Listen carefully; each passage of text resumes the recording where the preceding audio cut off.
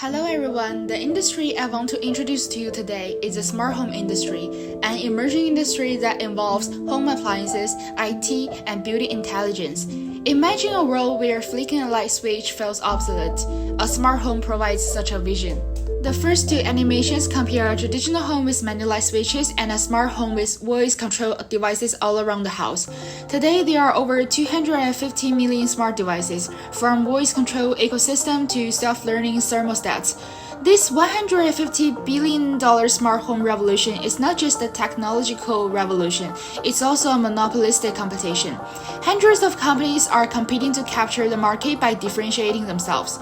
No two products are the same, but all compete for market dominance.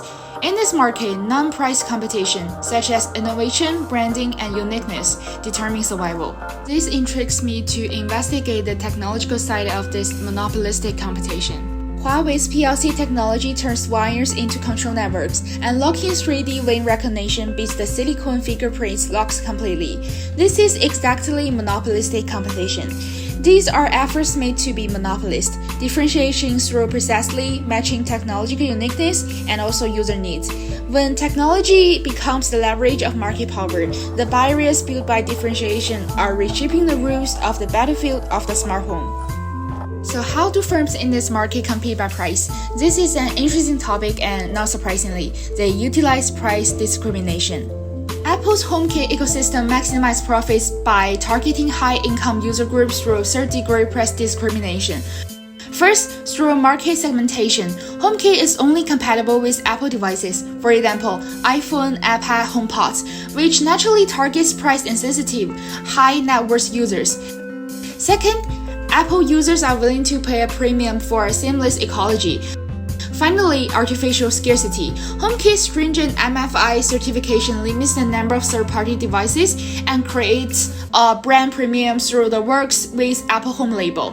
The essence of this strategy is to achieve price tiering in the same product category through ecosystem binding and perceived value differentials, which perfectly illustrate the core logic of third-degree price discrimination, differentiating services to match different willingness to pay consumer groups. For example, I compare the price of Apple HomeKit and Xiaomi's indoor camera in the same product category. Apple's product is the most 10 to 15 times than that of the Xiaomi product. This reflects the difference in demand elasticity between Apple's and Xiaomi's consumers. As shown in the figure above, low demand elasticity corresponds to Apple consumers. On the contrary, high demand elasticity corresponds to Xiaomi consumers. As we've discussed above, all the products mentioned are more for conducting simple operations, such as opening and closing curtains, voice control of light switches, remote control of indoor thermostats, or intelligent appliances such as sweeping robots linked to apps. However, perhaps the future of the smart home is to achieve the intelligent version of the real home. Every part of the space, or even the space itself, is an organic integration of smart devices. As shown in the video, the robot cooks, monitors the body's data all around, and so on. However, the smart home will face challenges that are not yet known in the future. We will see how far it will go, just that people 20 years ago definitely would not anticipate everyone will have a smart portable computing devices.